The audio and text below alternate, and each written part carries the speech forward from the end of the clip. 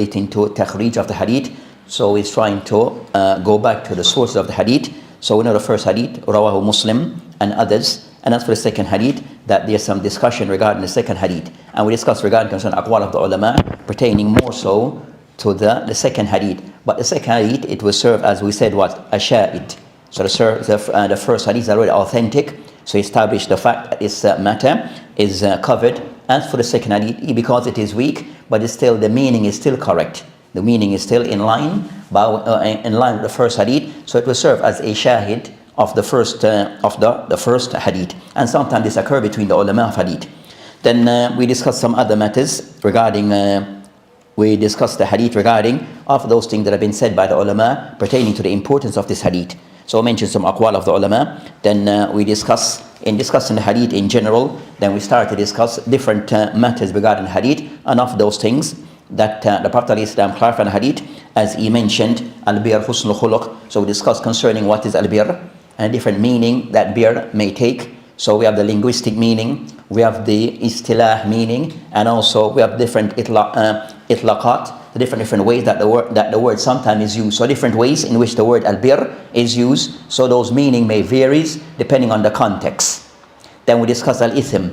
We discuss concerning what is meant by ithm, and also the meaning regarding al-ithm. At times what is meant by this is regarding concerning ma'asi or dhanb and the like. So this is concerning al-ithm. Then inshallah ta'ala we pick up from there and now start to discuss. So we discuss concerning matters relating to of the fawahid that can be taken from the hadith. So we have had 2 lessons regarding hadith. So we'll try to gather the fawahid that can be taken from the hadith. So as for this particular hadith, of those things that is also mentioned in the hadith, where the Prophet ﷺ, where he states regarding the hadith, of those words to be mindful of, what I mentioned, that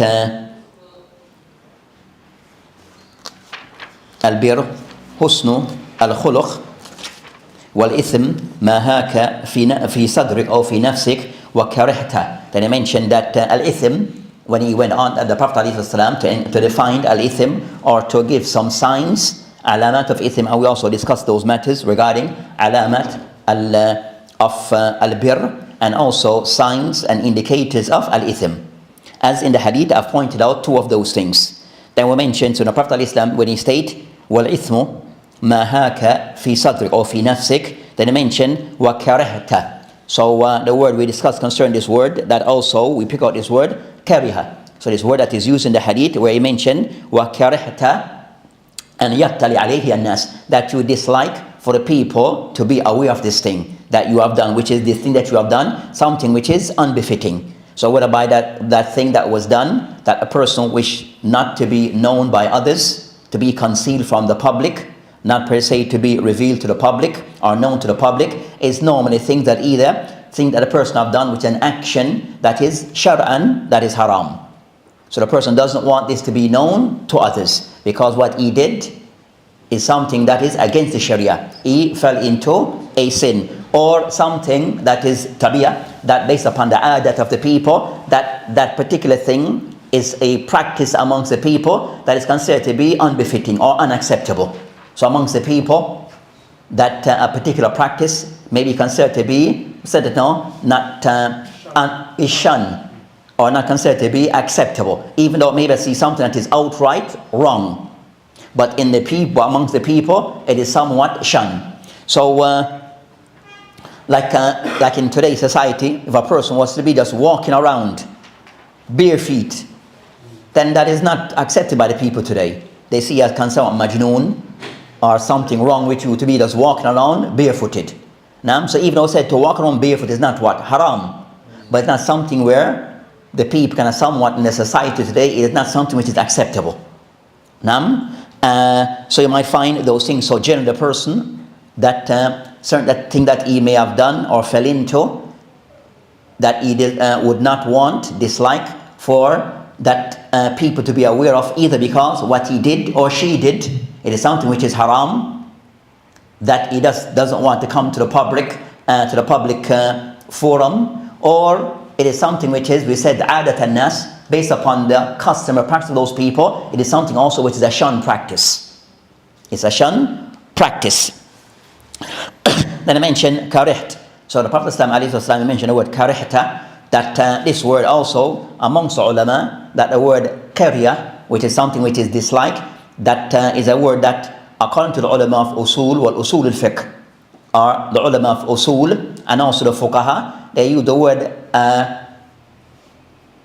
they mentioned that, as we had discussed before, ahkam al-shar'iyya al-taklifiyya khamsa.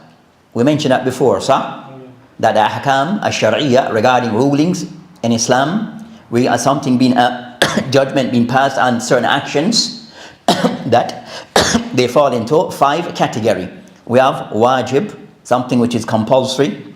I will discuss that before, what is wajib. Then after wajib we have masnoon or mandub, something which is encouraged to be done. So that act is masnoon, or that act is mandub, or mustahab.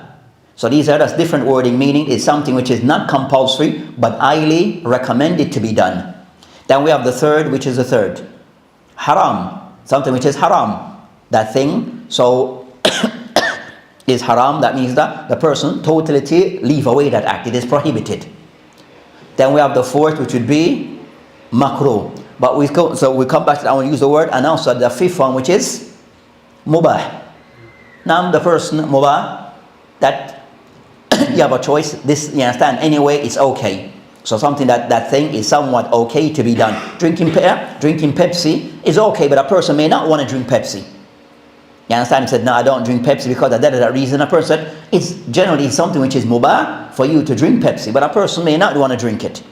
So he hasn't done anything wrong. So both ways are okay, drinking it or not drinking it. So back to the other one, the fourth, which is makruh. So makruh is of those terms that is used by the ulama, which is within the ahkam al-taklifiyya al-khamsa, with jumhur of the ulama. So al-makruh, the Prophet mentioned, wa karihta. So you use the word disliking something, we use the word disliked. The ulama of usul, when they discuss the word karaha, that they mention regarding karaha is of 2 types. Something which is disliked, we use the word for now, just disliked, for karaha. That it falls into 2 categories. So they mention regarding concerning this term karaha or kariya, that they mentioned that it falls into 2 types. One which is karaha at-tanzih wal karaha at-tahrim. So karaha at-tanzih, which is something which is said, now it's sometimes used, but something which is forbidden by way of text. So karaha at-tanzil or tanzih, which is something which is disliked, meaning it is something which is قَدْ ثَبَتَ النَّهِي عَنْهُ شَرْعًا, that we find a text in the Sharia that said this thing is forbidden. But then we find something which is a sarif. We have found another text that make it from being completely haram to something which is disliked. So we have 2 texts for that matter. One that give it a meaning that is something which is haram to be done, and the other text give a form of somewhat remove it being totally haram. Clear? So for example, as an example that may be given is drinking standing. So you have hadith regarding concerning drinking standing, that if a person wants to drink standing, he should throw it up, vomit it up. So that shows that it's something which is what? Shadi, something haram for you to drink standing. And the Prophet said instruct that you should throw it out, meaning vomit that thing back out. Then he showed it's something which is haram. But the Prophet that other hadith that he drank and he was standing, Zamzam. So in trying to navigate to kind of some between both those 2 evidence, then we said standing drinking of the ulama who mentioned that standing drinking, it is makruh tanzih. It is something which is disliked, but not to the extent of haram totally among some of the ulama. Clear? So with then we have the second type, karahiyya at-tahrimiyya. Karahiyya tahrimiyya, meaning that this thing it's saying this thing is haram. So this equates haram. We have found that in the Sharia that there's text proven that this particular act is haram, and there's nothing to say otherwise. There's no sarif. There's nothing to say other than it is haram. So all the text on that matter is indicating that that thing is haram. So that becomes At times, ulama use the word karahiyah, but karahiyah in this context meaning karahiyah at-tahrimiyah. So it's another word of saying haram. Clear? So the word karahiyah can have two meaning at times. At times meaning something which is disliked to be done, and also disliked by way of completely haram. So depending on the context, and also said the language of the ulama. So Ibn Qayyim rahimahullah, that in his book I'lam Muwaqqi'in, he discussed regarding that amongst the salaf of the earlier scholars, the classical of the scholar from the salaf, when they use the word karahiyah, in most time they mean haram. So a lot of circumstances or when that term is mentioned amongst them is more on the line of haram.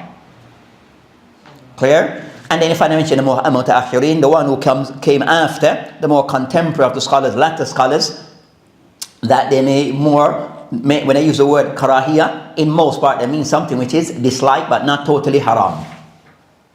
With me? So that's concerning of those things. So the Prophet can use the word kariyah, indicating that something which is somewhat shunned.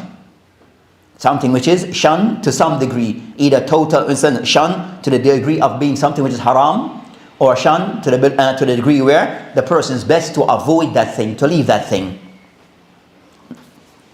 So that's concerning that particular wording. So the next of those matters. So it's also, again, when reading the books of the ulama, is understanding the language that sometimes the language that sometimes and terminology they sometimes may use. That the word karahiyah, you might read concern of the ulama of the past, we said the past concern of the classical older scholars, that they may use the word karahiyah, dislike, but they mean haram. But you may be taking it into context into what is used by the latter day scholars, which is here seen as disliked. But they actually mean, in this context that they use it, means something which is haram.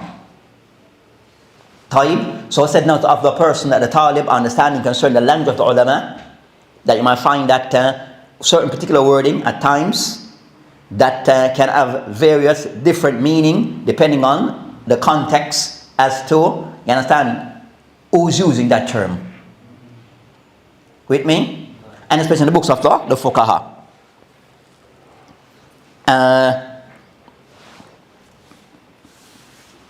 So a person might read a book of the ulama of old, and they use the word karahiyah, and the person understanding to mean in his mind disliked. But that alim of old, when he used the word, he was meant by that word haram. So he's saying haram, but you are saying it's dislike. So it's a difference regarding how you understand that term that he is using. And of the thing, understand each alim for a word that as he used it, as he intended, not what you intended to be. How that, I guess as you said, it will be in context, isn't it? Aywa. But how would the student know whether to differentiate how the scholar is meaning it? So either that said that you have looked to see that scholar as to how he used this particular term.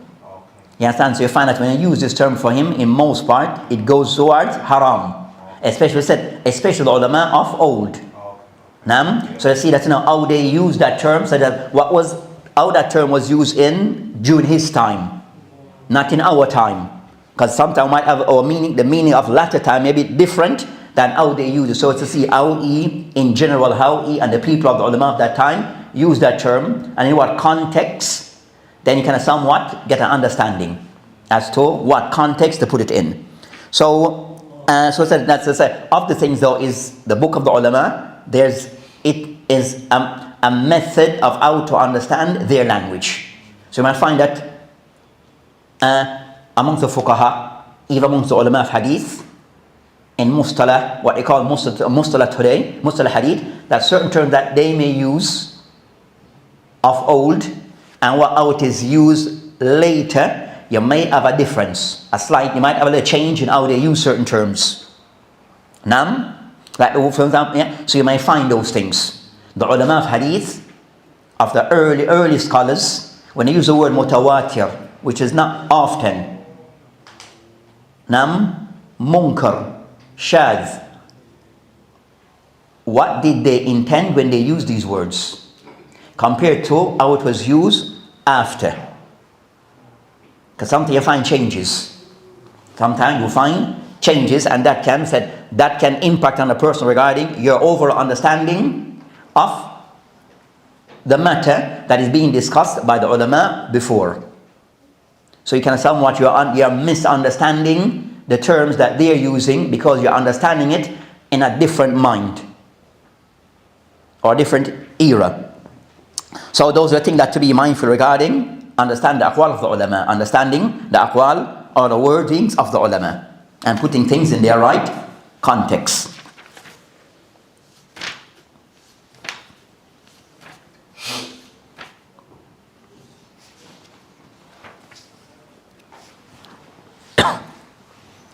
Then as for those benefits of the hadith,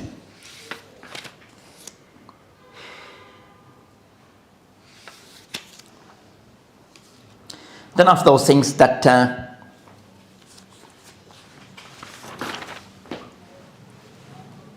they discuss concerning Prophet Islam regarding that in the hadith that he mentioned, and we discussed regarding those alamat of al-ithim wal-bir. We discussed that, isn't it? Alamat, signs. Yeah, we discussed those things. Okay, so kind of somewhat not based upon the hadith, I mentioned two of those signs, two of the signs of what is ithim more so as regarding bir. The Prophet Islam clearly defined concerning al-bir husnul khuluq. Then I mentioned al-ithim ma haka fi nafs. Give us some indicators regarding how to identify that something may be wrong. Something may be wrong. So he gave us those two things, which is that a person is somewhat mutaraddid, the person himself is not settled, he's uneasy about that matter. Then he mentioned regarding the second thing, that a person, which is how you are perceived by others, how people may perceive you. Now regarding, so is it something that if it is known to others, it might bring about upon you shame and disgrace? Now that's become the thing. Then that becomes something that I should leave this, because I wouldn't like for the people to know. So in most part, there's something that you're trying to hide from the people, and in most time the person hides those things which is haram. As for the hadith, it doesn't mean a person, whereas for things of al-bir, then those people being discovered by the people, then there's no harm. So either concerning of bir, of the person doing of good, righteous deeds, either something that you have different righteous and different levels. Some you'll be seen by others. So salat in jama, people see you praying, and certain that needs to be seen regarding of certain acts, that it's best it is seen by others, it being done by you. So because it stands as a proof of your Islam, it becomes a testimony of your Islam. So the person salatul jama for the male in the masajid.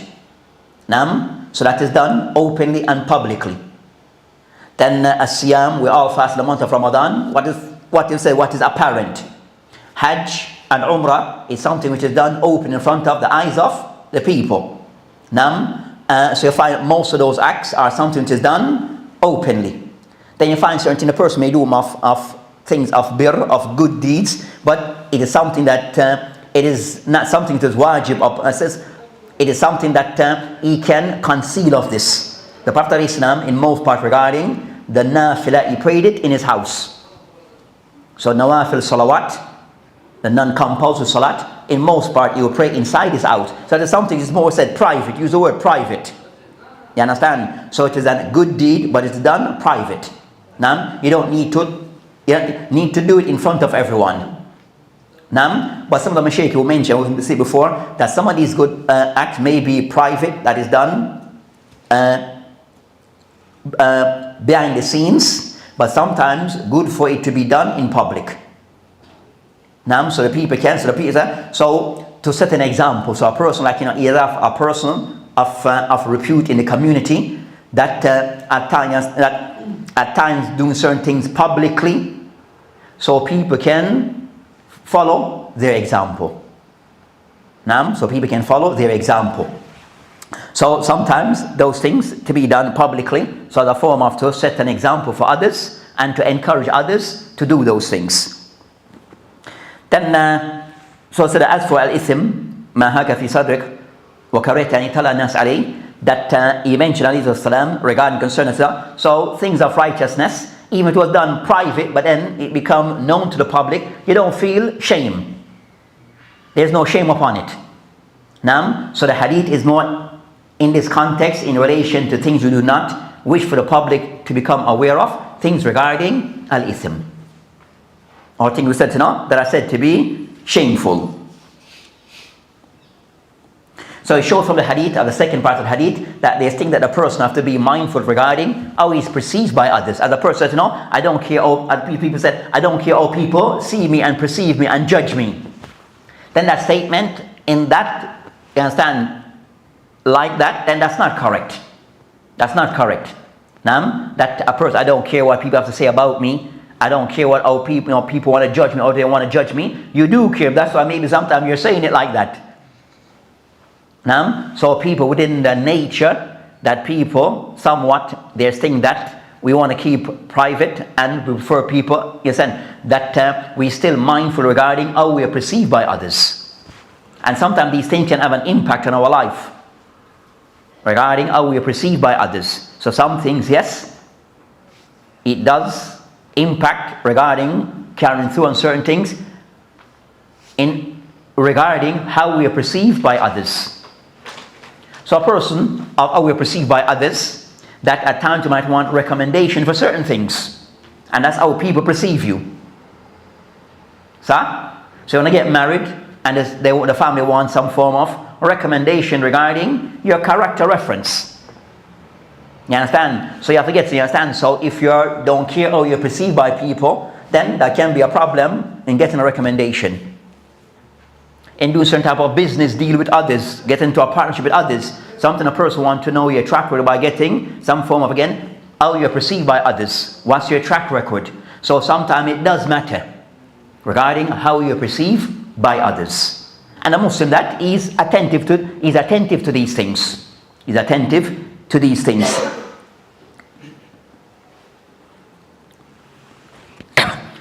Then he mentioned of the matter.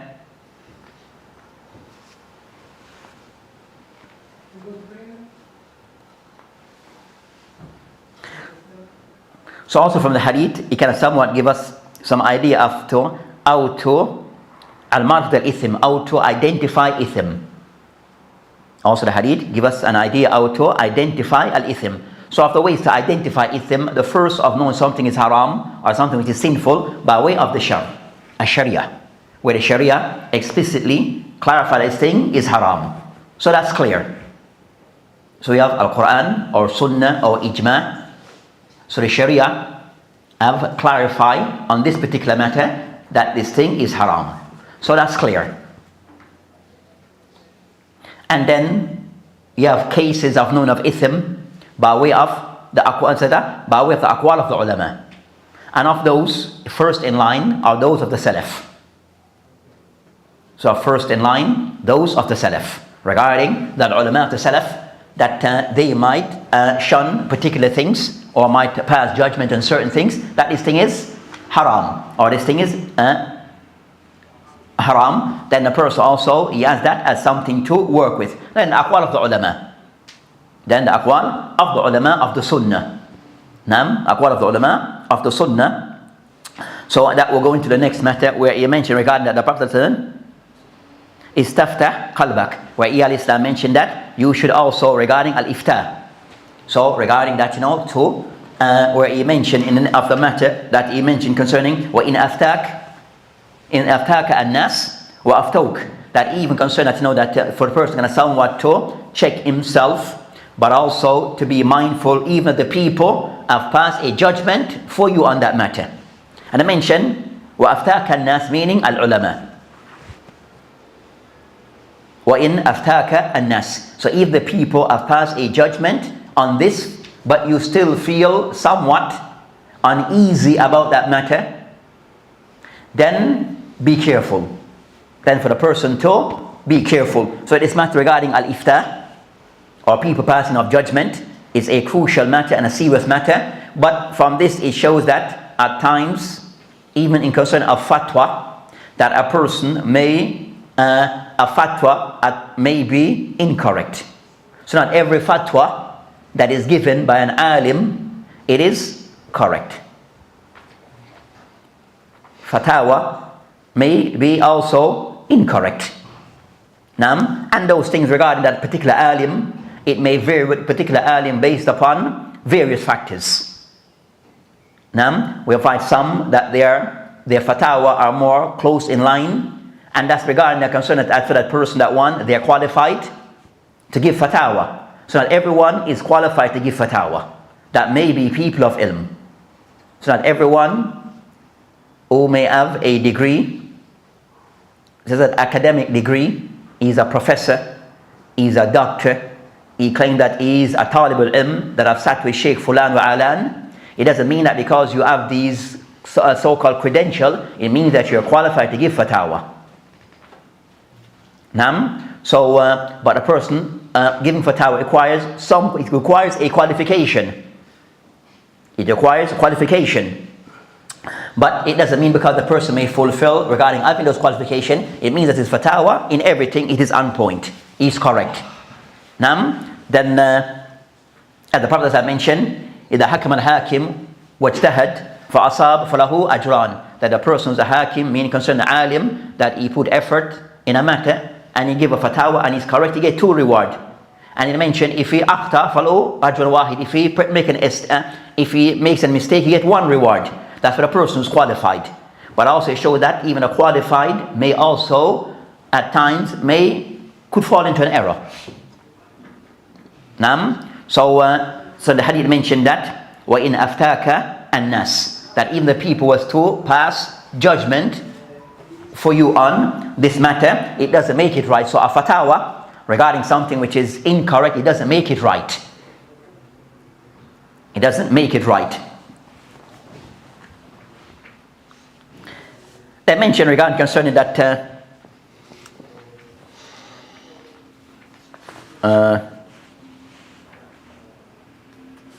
regarding concerning al-fatawa. So regarding concerning fatawa, that as we mentioned that as we know regarding that al-fatawa in Islam, it has rules and regulation and guidelines. So regarding al-fatawa in Islam, it have rules, regulation and guidelines. And the ulama, alim rahmatullah, that they have clarified these matters. So you have books that are dedicated just to clarify regarding fatwa and its ahkam. You have books dedicated, written, just to clarify regarding fatawa and the ahkam that attach to it, and the adab.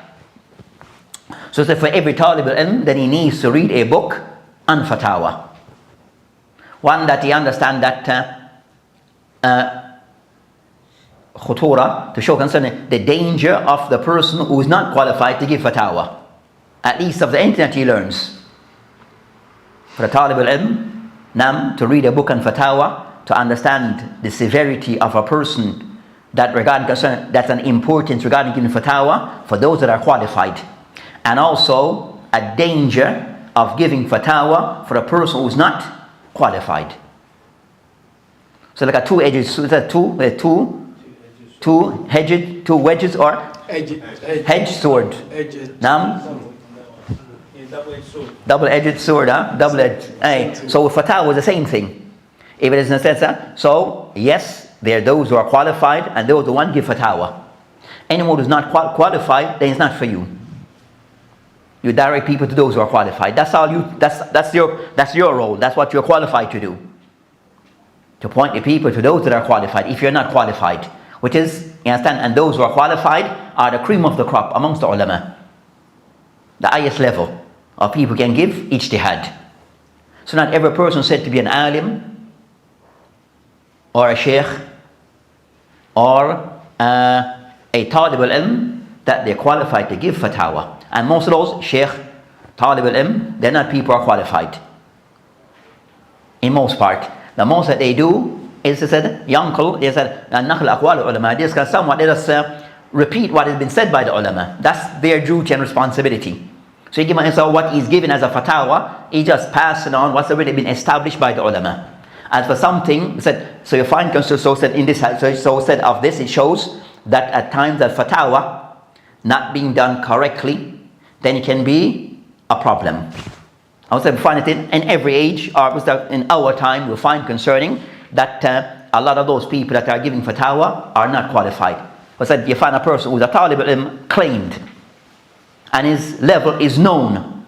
If he was to sit with other tullab, then you will see that he's still at a beginner stage or a beginner stage. But they're having session question and answers online. He's having an open question and answer online. If you were to ask other tullab that is, and what he's doing for him is not allowed because he's not qualified.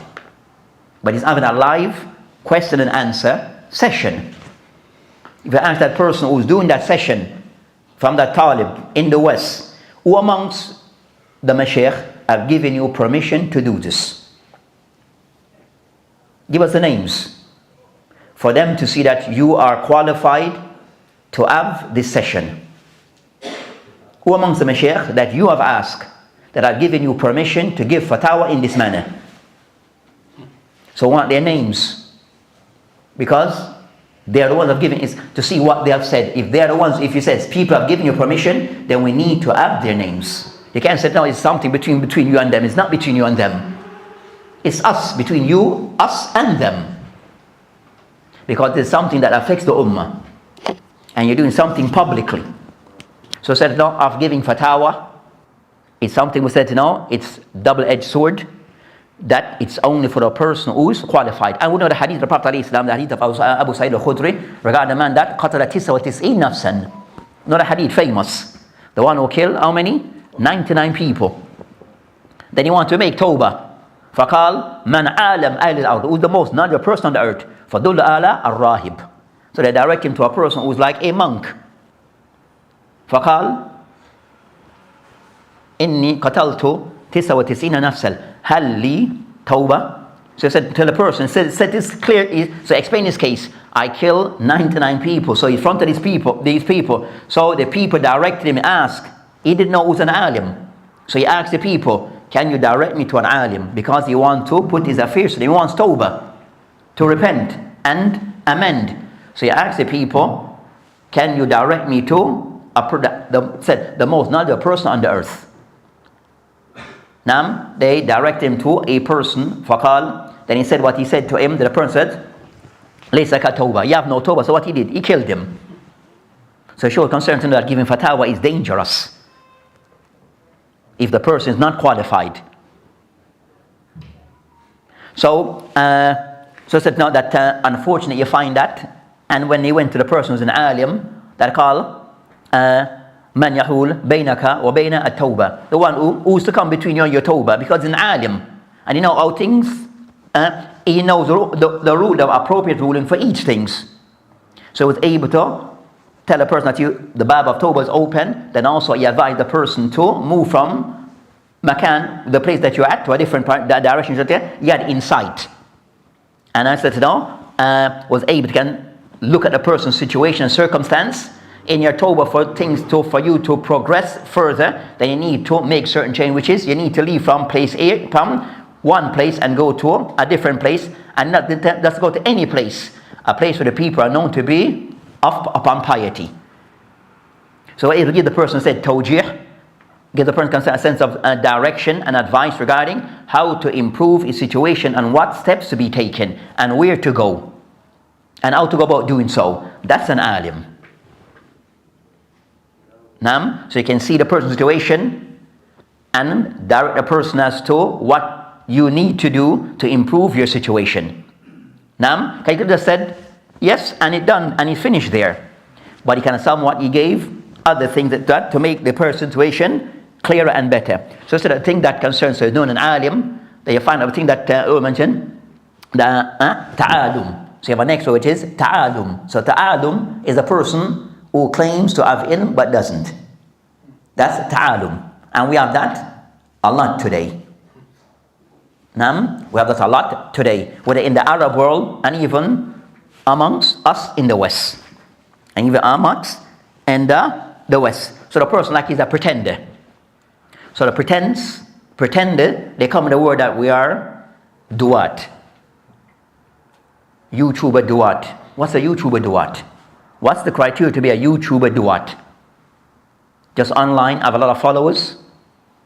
So anyone giving dawah, whether online, offline, then you need to have certain criteria. And you'll find that a lot of problems have occurred due to this. And you find that a lot of those YouTuber duat, as they call themselves, whatever they call themselves, that most of their stuff is just debate with non-Muslim and as with others. Where they find the one said, I'm a da'i to Allah subhanahu wa ta'ala, I'm a da'i, according to Allah subhanahu wa ta'ala. I'm going in the community to give dawah. But when he goes out, you see something online, the person going to downtown, that was at central London, or he's going to his place that he's going to give dawah, and his dawah said to be, you're going to have a stall and give out, give out books or call to Allah subhanahu wa ta'ala, but he's going there, and you see that he has a book in his hand. What book is it? A Bible. You're thinking, you're a joker. You're going to give dawah when you have a Bible to do. Where's the Quran? And I know you don't memorize the Quran, but you have a Bible. And the Bible have all the pages that have green, blue, black, all these little bookmarkers. You're calling to Allah subhanahu wa ta'ala. That means your thing is not that you have to debate a Christian. Explain to him Tawheed, explain to Islam, and you're done. You have fulfilled your requirement. When you prove to him that in the Bible there's mistake and there's no mistake, or that's not necessary for you to convey the message. You could do, but it's not necessary. The main thing, the person understood from you what is Tawheed and what is Islam. And who's Rasulullah alayhi salam. Man rabbuk, ma dinuk, wa man nabiyyuk. Khalas, you're done. That's what a person needs to leave with. Not to leave with, not in the Bible there's 500 mistakes, but he doesn't know anything about Islam. You didn't tell him anything about Allah subhanahu wa ta'ala. Nor is Rasul alayhi salam, nor Islam. So the focus is somewhat, somewhere else. Because tell them about Islam, sometimes it doesn't get that much attention online. Sometimes talk about Islam may not get that much attention, but you're talking about the debate back and forth. Tell the person, okay, what you say about whatever in your Bible, all that for now, I'm going to explain to you what is the Islam that I represent, I'm upon, and why I'm choose Islam. These are the reasons, As for your Bible, we can talk about that next time. But as the person come, you're showing the Bible, I'm going to show you this. Do you need to go through all of that? What's your message? What's your message as the Muslim? What's your purpose there? If it's unclear to you, then you shouldn't be there. If it's unclear to you, you shouldn't be there. So we have ta'alum, where a person claiming that they know, but in reality they do not know. They do not know. And Allah mustan, most of the ones who are out there now calling online that their dawah, it seems more to themselves. When they talk, it's always storytelling, and most of the time the story about them or their events of their life. That's not dawah. You're just inviting, you're just talking about you and your experience. So I said the person need to be clear as to what's his purpose if he's out there giving dawah to the public. Then so it's not al-fatawa, something which is double-edged type of thing, sword. The person to be mindful regarding if the person not qualified, then that's concerned that the person that is genuine and sincere, then he knows not what to speak about because he's not qualified. And you find today that people talk about the issue that even an alim, he has to do a research before he speaks. He has to do a research and look into the matter before he gives an answer. That person, he's talking about a matter that requires, I know you didn't study anything about that matter, you're just talking off your head. or you're just repeating something said by one particular person. You heard, so you're just repeating it. What research did you do on that matter? What extent of research did you do on that matter? To say to people that it's halal or haram or this or that. What extent, to what degree of research did you do? They can't even cite the research paper. They said, I came to this conclusion, what we're discussing from this work that had been done by Sheikh da da da da. They're unable to do so because they didn't do any research on the matter. And these matters are crucial matter. And of those cases, because of what's taking place in Palestine, that's part of protect them from those transgressions. That matter regarding concern these matters regarding that we say boycotting certain we call it companies and produce. Is this halal or haram? So brother said, Islam, what research did you do on that matter? Other than you may hear a particular shit that you like, that you take his thing, but to what degree of research did you do on that matter? Because you might have to see what have been said by the ulama holistically. Did you hear what Sheikh Albani have to say? Ibn Uthaymeen has to say? Sheikh bin Baz has to say? Sheikh Fulan has to say? This Sheikh have to say? You're telling me someone who's still alive, who is okay, one of my Sheikh, but can you tell me what the Kibar ulama have said on the matter? And give me their name and exactly what they have said. And also the ulama of the Khudama.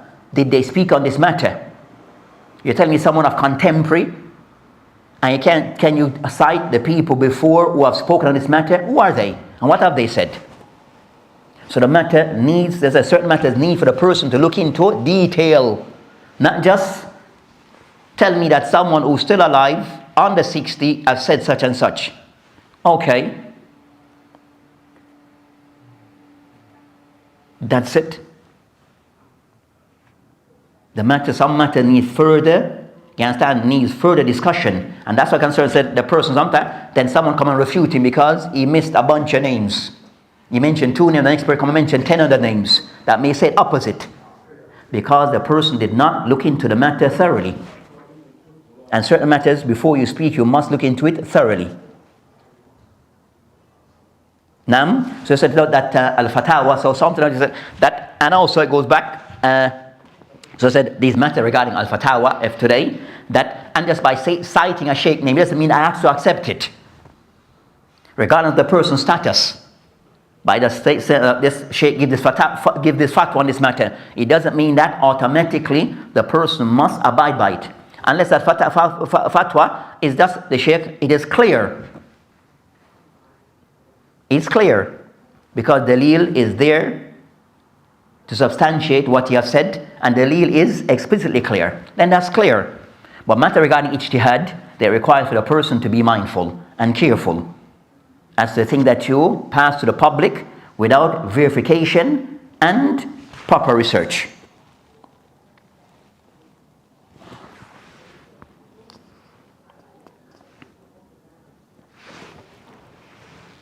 So of those things, they mention also that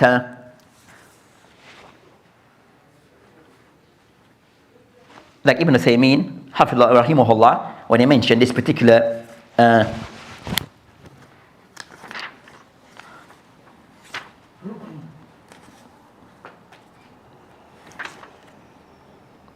mention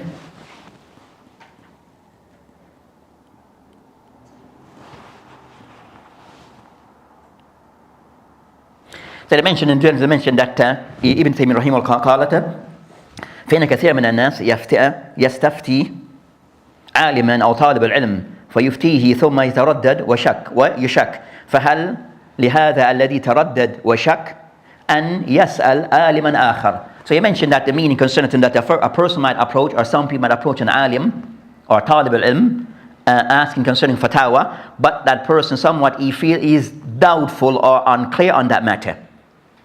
Then he asks, فهل لهذا الذي تتردد وشك أن يسأل عالم آخر, is that person who have doubt, is unclear, is not fully convinced of the response, is it allowed for him to ask another alim, someone else? He asks fulan, but he's still not convinced.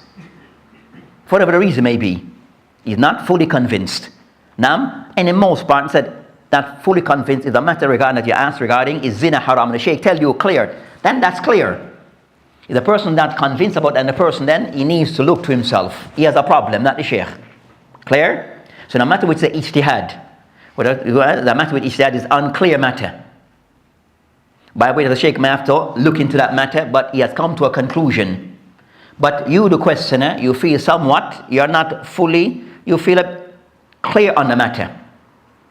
Based upon answer given to you, or the judgment passed by that sheikh, are you allowed then to ask others? Clear for the question? No. Hey, then sheikh, he mentioned al-jawab nam. So he said jawab concerning a person asking others. That is allowed. And I mentioned, بل يجب عليه أن يسأل عالم آخر. He said, rather it is compulsory for a person to ask another alim. Then I mentioned, اتردد في جواب الأول. If the person have doubt regarding the response for the first. I think the one that just then, he's waiting for a bag. Can you just give in my office? There's 2 blue bags. I think he's the one who came for it. The one who just went downstairs.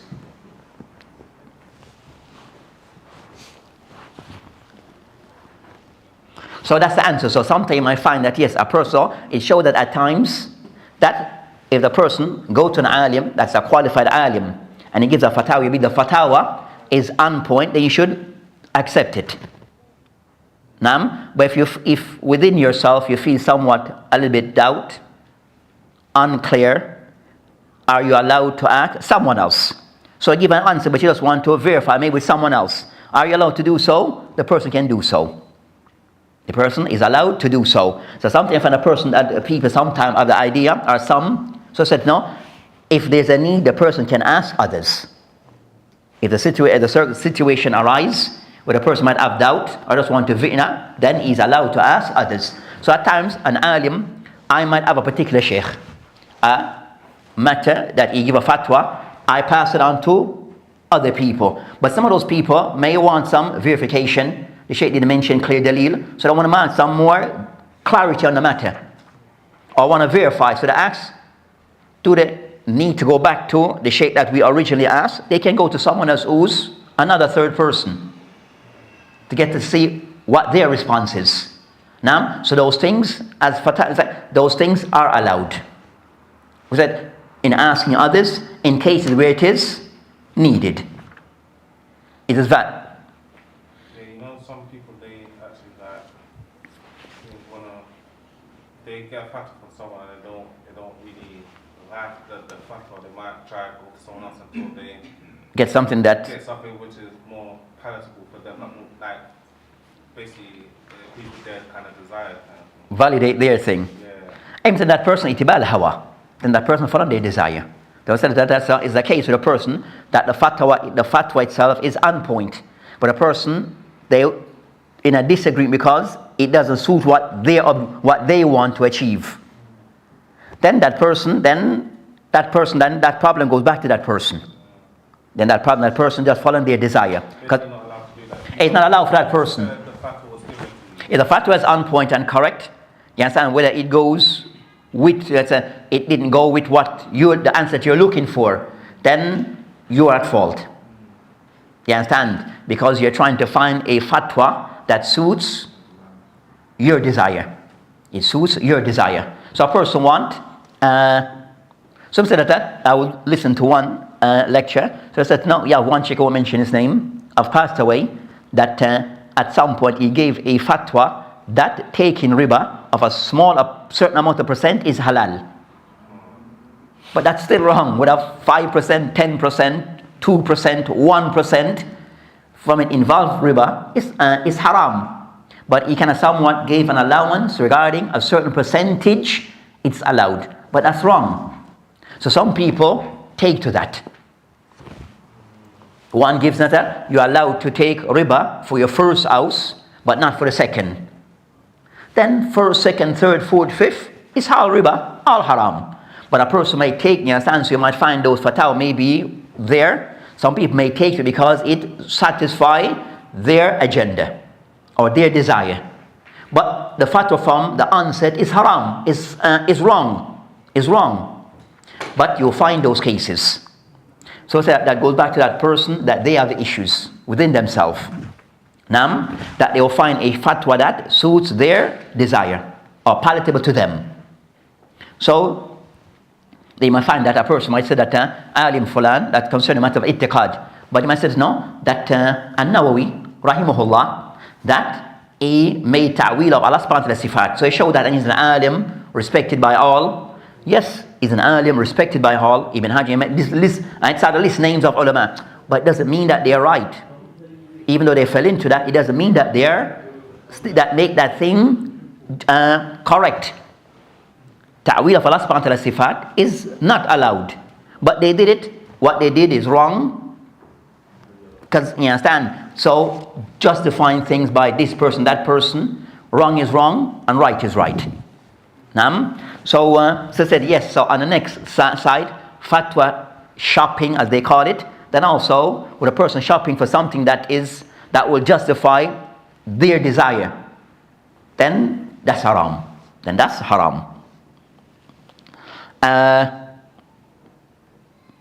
So at times regarding fatwa, that so you said fatwa concern has its own ahkam. You understand? You have said books have been written regarding fatwa, regarding the usul of fatwa, wa adabi, wa dawabit. So you have those things that are there. So you find so said that for the talib al-ilm, that each talib need to read a book regarding fatwa, so you can understand what the issues that relate to giving a fatwa and its place in Islam. That it has a place for those that are qualified, and those that are not qualified, then that's not your place.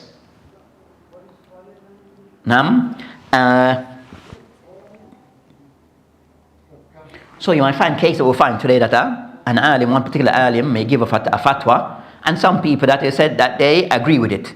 Whatever the reason, they're more inclined towards that fatwa. But you might find that you find a case where another alim may look at the same matter and come to a different conclusion. One saying this and one saying something contrary to the other. Then what to be done in that case? Then a person, he look for a tarjih. Look to see regarding concerning, look at the matter from both sides regarding the evidence that both sides have produced, and to find a way to come to a final conclusion for those people who are qualified. For those who are not qualified, then go back to another alim, go back to the other of the ulama to see as to which of those two may be more on point. Go back to other of the ulama to see that what's their judgment on the same matter, and to look and then come to a conclusion from there. But if two disagree, doesn't mean, you understand that. So it means the matter to be looked into further at the least. At the least, if two of the ulama differ on a matter, at the least it means the person looking at the matter need to look into the matter further. So of the general benefit that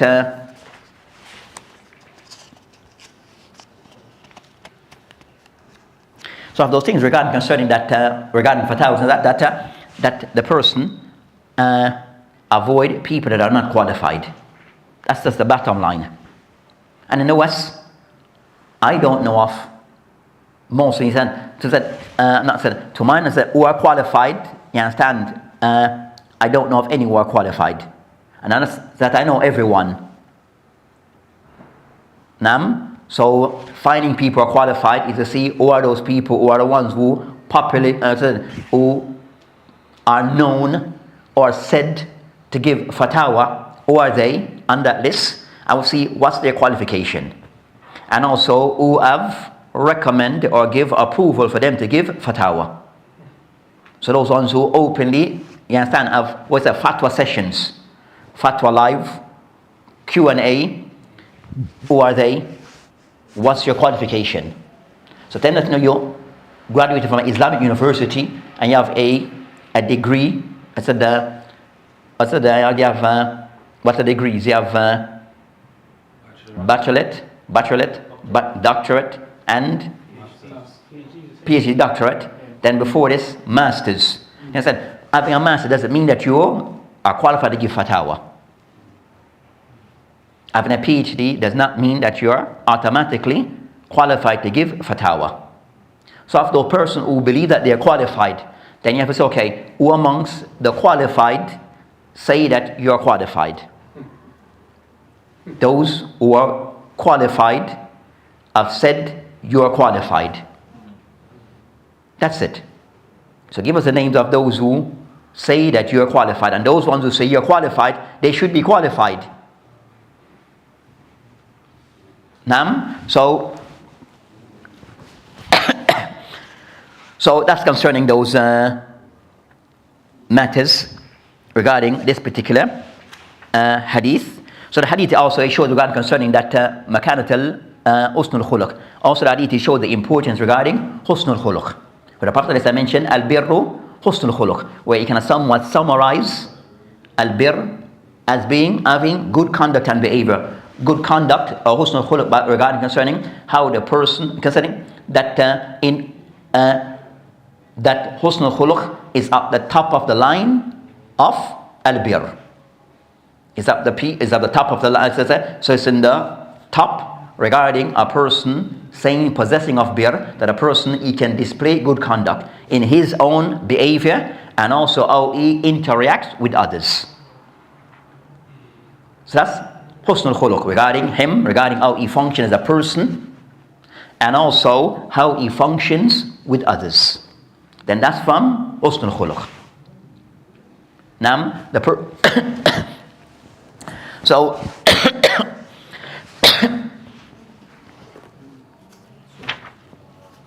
so in conclusion regarding this particular hadith, we just can somewhat mention that it shows the importance regarding husnul khuluq. Also it shows regarding that asking questions from the people of ilm. And also regarding concerning that that answers at times doesn't have to be a lengthy answer. It can be very few words but very on point regarding answers being given at the Prophet ﷺ in this case. And also the Prophet ﷺ also gave signs of things to identify that things are out of place regarding ithm. So rather than listing ithm is and list everything, just give you something which is condensed, but it serves as a guide in identifying what is said to be such and such. And also that not all fatwa is said to be on point. Not every fatwa is said to be on point. So for a person still regarding al fatwa, for him to somewhat to make some form of to look into it, and regarding that fatwa, at that time fatwa may not be that accurate. And also regarding concerning how the people may perceive things, or even concerning the people of ilm, that their perception of fatwa, it doesn't make right wrong and wrong right.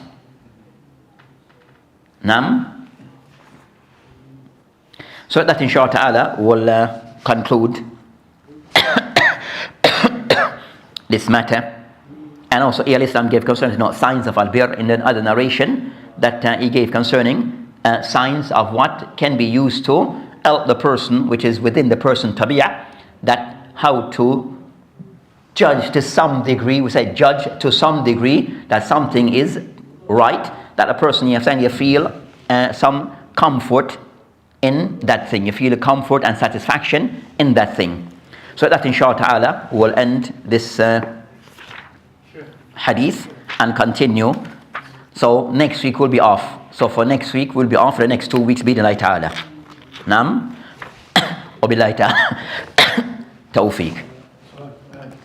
Historically, in your class, how do you want people to ask a question? Is it during the lesson or after the lesson, first of all?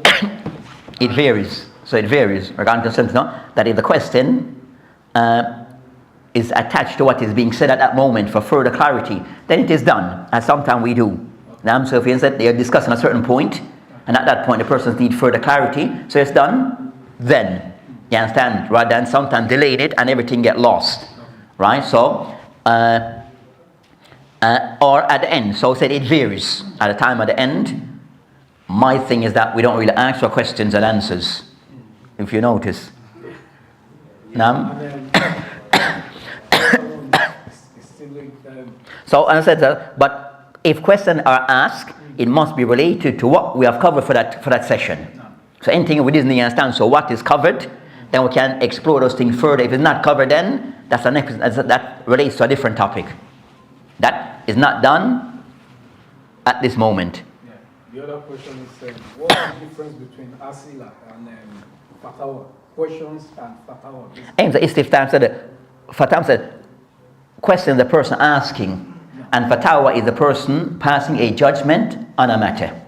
So that's a fatwa. So a person passing judgment on a matter, that's fatwa. So that's the difference. So sual, someone asking, that question may be posed to someone who's qualified or someone who's not qualified. Right? As for the fatawa, then it's a person now passing a judgment on an Islamic matter. How can someone practice not speaking without knowledge properly, deal with people that speak without knowledge, and then misguiding a lot of people? What's their duty?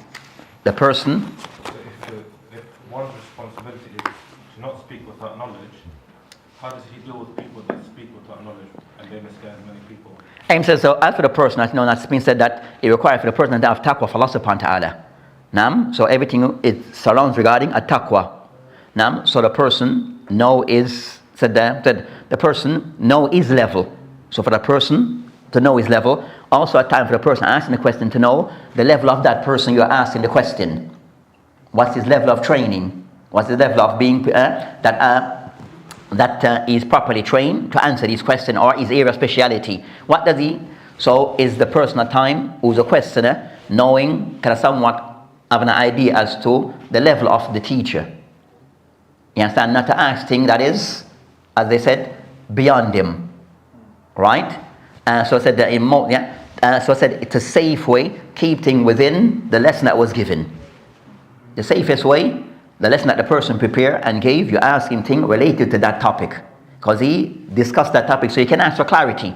As for things that is way outside that, then you can understand, then practice caution. Then practice caution. Then also the responsible on the person, I said that, So how to deal with people that... How to deal with people who do that, then ibtad anhum, then you leave them. Leave them. Then if the person, if you find a person that know they're doing this on a regular basis, then it's for you kind of somewhat then said, no, your caution, stay, to avoid them. To avoid them. Aywa. How does one control his nafs and obviously haram desires and things like that? Hey, taqwa. Everything goes back to taqwa for Allah subhanahu wa ta'ala. So a person that says everything goes back to taqwa for Allah subhanahu wa ta'ala. So that's, and people on different level. But a person can somewhat to take into account that he's a servant of Allah subhanahu wa ta'ala and is there to serve his Lord. Is this something pleasing to Allah subhanahu wa ta'ala or displeasing to Allah subhanahu wa ta'ala? So if it's something which is displeasing to Allah subhanahu wa ta'ala, then the person, he leave that thing. You understand? So of a guide to see how would I stand before Allah subhanahu wa ta'ala regarding this thing that I'm going to do. Or set the next way, says no, and if thing which is common thing, how would the people perceive me knowing that I'm doing these things? These are the people concerned, the Muslim or upon piety, how will they perceive me knowing that I'm doing this thing? So first go back to Allah subhanahu wa ta'ala. How will Allah subhanahu wa ta'ala judge me regarding this matter? And me standing in front of Allah subhanahu wa ta'ala regarding doing this thing. And also Yawm al-Qiyamah. And in the dunya, how the people then also will perceive me, the people of piety. Not the, you understand, people of no piety. They have no scale to measure. Nam, with that inshallah, end billahi ta'ala, tawfiq.